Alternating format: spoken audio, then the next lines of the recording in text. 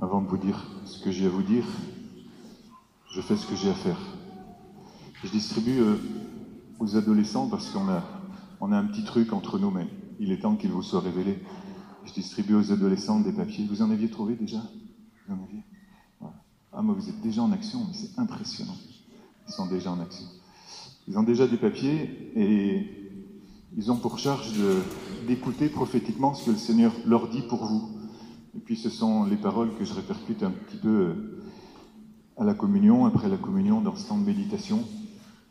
Voilà, on a appris à faire ça dans ce groupe, à écouter ce que Dieu nous dit, à écouter ce que Dieu nous dit pour les autres, ce qu'on appelle ça un temps prophétique. Voilà, et je remercie Dieu qu'il ait ouvert les oreilles de leur cœur, comme il a ouvert les oreilles de votre cœur. Alléluia. Et vous avez entendu avec les oreilles de votre cœur ce que vous a dit la deuxième lecture. Paul, Sylvain et Timothée, à l'église de Thessalonique, qui est en Dieu le Père et dans le Seigneur Jésus-Christ. Non, écoutez bien, parce que pour que ça tombe dans les oreilles de votre cœur, sachez que ça sort de mon cœur et de notre cœur. Frère Barthes, frère Jean-Luc Marie, frère Jack, frère Daniel Marie, à ceux qui fréquentent l'église Saint-Antoine, qui est en Dieu le Père et dans le Seigneur Jésus-Christ, à vous, la grâce et la paix. À tout moment, pendant la semaine, dans nos prières, à tout moment, nous rendons grâce à Dieu au sujet de vous tous, en faisant mémoire de vous dans nos prières. Sans cesse, vraiment, sans cesse.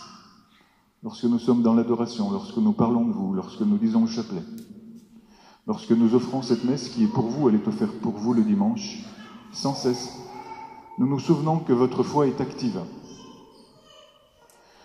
que votre charité se donne de la peine, parce que nous savons que ce n'est pas facile de vivre en Église, nous savons que ce n'est pas facile de vivre en communauté, nous savons que l'amour qui se déploie affronte de nombreux combats. Nous nous souvenons que votre espérance tient bon en notre Seigneur Jésus-Christ, en ces temps où tout est fait pour démolir notre espérance, et nous, au contraire, nous sommes comme la proue d'un navire qui avançons. Votre espérance tient bon en notre Seigneur Jésus-Christ, en présence de Dieu le Père. Et cela, à chaque Eucharistie, nous le concrétisons lorsque nous disons avec le prêtre intérieurement, par lui, avec lui, en lui, à toi, Dieu le Père Tout-Puissant, dans l'unité du Saint-Esprit, tout honneur et toute gloire. Nous le savons, nous quatre, nous le savons, nous quatre. Frères bien-aimés, en présence de Dieu, vous avez été choisis par lui. Chacun d'entre vous ici, vous êtes ici parce que vous avez été choisis par Dieu. Aucun d'entre vous n'est ici par hasard, parce que c'est votre âme intérieurement qui a entendu cet appel à être dans la présence, à être dans la louange, à être dans l'assemblée. Vous avez été choisis par Dieu. Peu. Vous êtes le levain dans la pâte, au milieu d'un million de personnes, avec tous nos frères qui sont réunis en assemblée, statistiquement peu. Vous avez été choisis.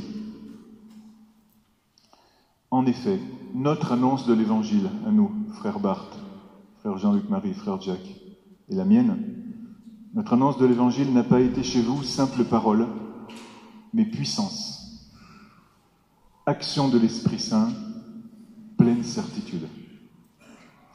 Et c'est pour cela que vous êtes ici. C'est parce que quelque chose s'est mis en route dans votre cœur. Parce que cette parole qui vous a été annoncée a mis en route comme des rouages à l'intérieur de votre cœur et a fait avancer votre foi, a fait avancer votre espérance, a fait avancer l'amour que vous avez les uns pour les autres et a fait avancer aussi l'amour que vous avez pour tous ceux qui vous entourent. Et ça nous montre à quel point Dieu nous aime en Église d'une façon communautaire et à quel point il nous aime personnellement. Ce que Dieu a commencé à faire pour nous est extraordinaire. Dieu nous donne cette joie de vivre. Il est notre vie. Il est celui pour lequel nous pouvons nous appuyer en toutes choses. Lorsque c'est difficile, lorsque c'est compliqué, vous venez régulièrement, même si à chaque fois on rencontre beaucoup de visages nouveaux. Mais à chaque fois quelque chose est mis en route. Et lorsque dans votre travail, à l'école, dans vos relations, vous sentez que c'est difficile, alors quelque chose de ce rouage est déjà mis en route et vous permet d'actionner les leviers de l'espérance qui sont ceux de la vie que vous répandez autour de vous. Cet amour nous rejoint personnellement. Dieu nous aime personnellement, d'une façon efficace. Je sais, nous ne savons pas nous-mêmes, nous quatre, comment Dieu a fait pour remplir cette église. À chaque fois, je m'en émerveille. Tiens, cette fois-ci, nous avons disposé même les chaises d'une façon différente. Et puis, je me rappelle, et Nilde, tu te rappelles, tu fais partie des premières qui étaient là il y a 5 ans. Il y avait les 2 premiers rangs qui étaient occupés, c'est tout. Puis on donnait la communion à toute vitesse, puis on disait, mais Seigneur, elle est immense cette église. Aujourd'hui, je la trouve minuscule, cette église. On n'est pas très nombreux, mais Dieu a rempli son église. Mais surtout, il a rempli notre cœur. Avec ce signe-là qui est un signe extérieur. Dieu nous montre quelque chose d'intérieur. Il nous montre qu'il nous aime personnellement, qu'il est capable de rassembler un peuple absolument hétérogène, et pourtant tellement communautaire. Vous venez de Woluwe-Saint-Lambert, vous venez de Braine-le-Château, vous venez de loin, il y a des gens qui font 1 heure de route, vous venez de 3 ou 4 rues à côté, et vous êtes tous différents. Et ça, c'est un signe extérieur, mais de ce que Dieu a fait à l'intérieur de notre cœur, de ce qu'il remplit à notre cœur, d'un amour personnel par lequel il nous aime, d'un amour puissant, par lequel il trace une trame que nous pouvons à peine deviner dans l'histoire de ce pays dans lequel en ce moment nous sommes. Et puisque nous parlons d'histoire, vous avez entendu la première lecture, c'est de l'actualité fort lointaine. Ainsi parle le Seigneur à son Messie, à Cyrus, qu'il avait pris par la main pour lui soumettre les nations et désarmer les rois. C'est de l'histoire très ancienne. Cyrus, on est autour du 7e siècle avant Jésus-Christ. On est par là-bas du côté de la Mésopotamie, de la Syrie, du côté de l'Euphrate, l'Irak actuel. Et un roi extrêmement puissant qui se lève d'une puissance absolue, inimaginable, à côté de ce tout petit bout de royaume de perdu qui était Israël. D'ailleurs, ils étaient déportés, ils étaient ses sujets, ils étaient ses esclaves, il les avait déportés. Mais c'était un tout petit peuple de rien du tout parmi de nombreux, très nombreux qu'il avait déportés, qu'il avait assimilés. Et ils avaient été prisonniers pendant 70 ans dans son royaume. Il ne les connaissait même pas, c'était pour lui une poussière sur un bout d'orange, c'était rien du tout. Et pourtant, tout d'un coup, Dieu suscite dans le cœur de ce roi tout-puissant de renvoyer ce peuple à ses pénates. Après 70 ans, pour lui, c'était même plus d'actualité. Il ne savait même plus qu'ils étaient déportés. Il ne les connaissait même pas. Mais Dieu suscite dans le cœur de ce roi tout-puissant le désir et l'action de ramener ce petit bout de peuple dans son pays et de l'établir à ses propres frais et de rebâtir leur ville. Ça s'appelle comment leur ville ? Jérusalem. Ok, Jérusalem. Et Dieu suscite cela. Et Dieu, à travers ce roi païen, va restaurer la puissance et la gloire d'Israël et leur montrer à quel point il les aime. Vous voyez, c'est comme si aujourd'hui, allez, je ne veux pas utiliser... c'est comme si aujourd'hui Dieu suscitait Trump ou Poutine pour nous délivrer d'un peuple que je ne veux pas nommer, que je ne connais pas, que je n'en sais rien, qui nous opprimerait d'une façon impossible. Il serait impossible de s'en débarrasser.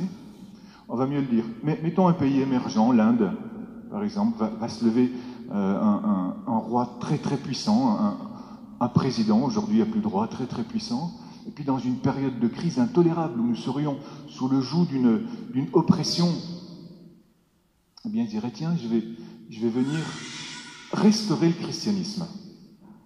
Un truc absolument dingue.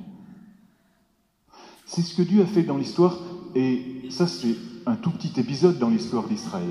Et lorsqu'Israël va relire son histoire, il va s'apercevoir à quel point Dieu est capable de guider l'histoire.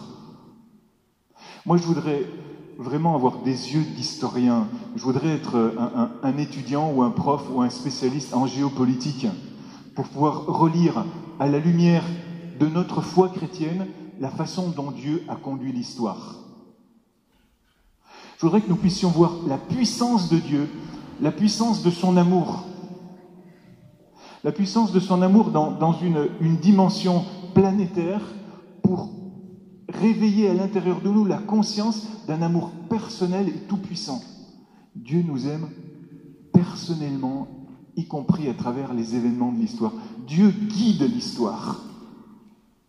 Nous, souvent, nous voyons les choses par le petit bout de la lorgnette, par nos difficultés, par la façon dont l'actualité est racontée, la façon des journalistes, avec une idéologie, avec de toute façon une ignorance complète de ce qui est véritablement le sens de l'histoire. Parce que Dieu est tout-puissant et à travers cette toute-puissance, il vient nous rappeler personnellement à quel point cet amour tout-puissant nous guide et la puissance qu'il a pour nous accompagner. Il nous dit, ouvrez les yeux, mais regardez ce qui se passe. Regardez ce qui se passe dans une église, regardez ce qui se passe dans le monde. Et nous, parce que, allez frères, combien de fois nous avons été nous-mêmes les colporteurs des mauvaises nouvelles ? Combien de fois nous aussi, nous sommes en train de nous lamenter avec les autres sur les choses qui ne vont pas ? Et parfois, nous, les chrétiens, nous sommes très très doués pour faire ça, parce que nous avons des analyses très fines, toujours les mêmes. Imbéciles que nous sommes, à raconter toujours les mêmes histoires sur la décrépitude des choses qui ne vont pas. Alors, au contraire, nous sommes ces porteurs d'espérance capables de lire et de porter la contradiction, de semer dans les larmes, parce que parfois c'est dans les larmes cette espérance de dire que non, ce n'est pas vrai, Dieu est vraiment à l'œuvre au milieu de nous. Et que nous ne pleurons pas avec ceux qui pleurent ou ceux qui veulent nous faire pleurer, mais nous leur portons l'espérance. Nous savons que votre foi est active, que votre espérance tient bon. Nous le savons. Parce que nous lisons au fond de votre âme, parce que nous savons que votre âme est comme cela. Et parfois, on veut nous coincer.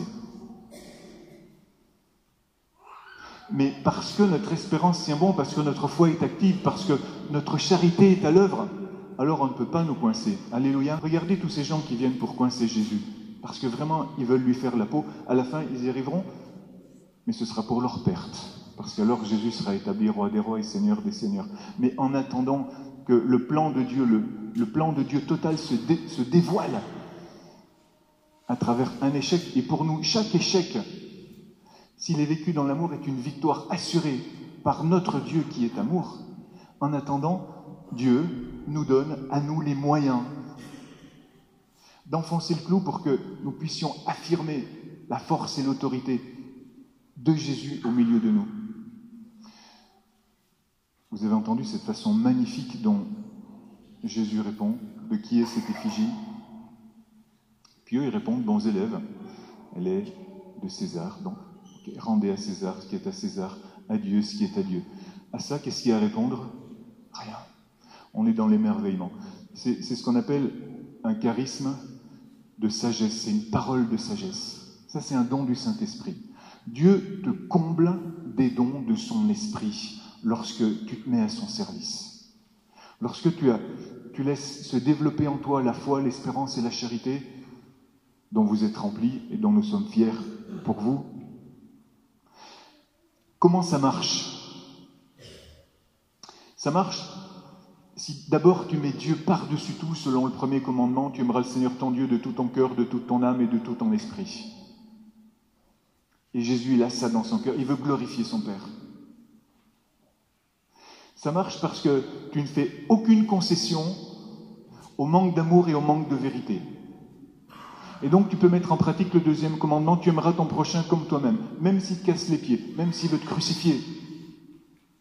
Et tu lui dis, dans l'amour et dans la vérité, ce qui est vraiment, tu es comme guidé, tu vois, il y a une tension à l'intérieur de toi. les choses sont bien ordonnées dans ta tête. Elles sont bien ordonnées dans la dimension de l'amour, dans la dimension de l'adoration, dans la dimension de la vérité, de tes capacités intellectuelles.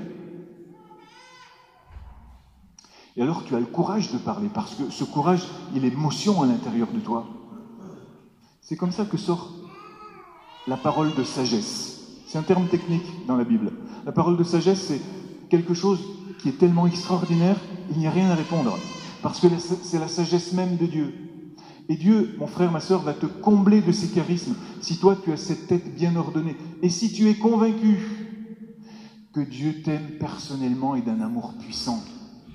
Et c'est ça que je voudrais que tu ramènes chez toi aujourd'hui. Cette conscience de ce que tu es déjà. Cette conscience et cette fierté que nous quatre, les frères, nous avons lorsque nous pensons à vous. De cette joie que nous avons dans nos prières pour vous, parce que nous savons que vous menez des combats qui parfois sont des combats difficiles comme les nôtres. Et que vous êtes vainqueurs de ces combats parce que Dieu vous a donné ses armes, Dieu vous a ouvert les yeux. Et voyez cet amour puissant qui nous rejoint dans une communauté qui est capable de guider l'histoire. Cet amour puissant, il est à l'intérieur de toi. Il passe par toi et il est à l'œuvre. Alléluia. Et moi, je voudrais aujourd'hui, mon frère, ma sœur, que tu sois convaincu de cet amour, que vraiment son chef-d'œuvre, le chef-d'œuvre le plus grand que Dieu est en train de faire dans ce monde, c'est de faire émerger dans ton âme cette fierté, cette puissance, cette joie, cette force, tellement grande que tu vas aller la communiquer à tous tes frères et à toutes tes sœurs parce que tu es rempli de ces charismes. Alléluia.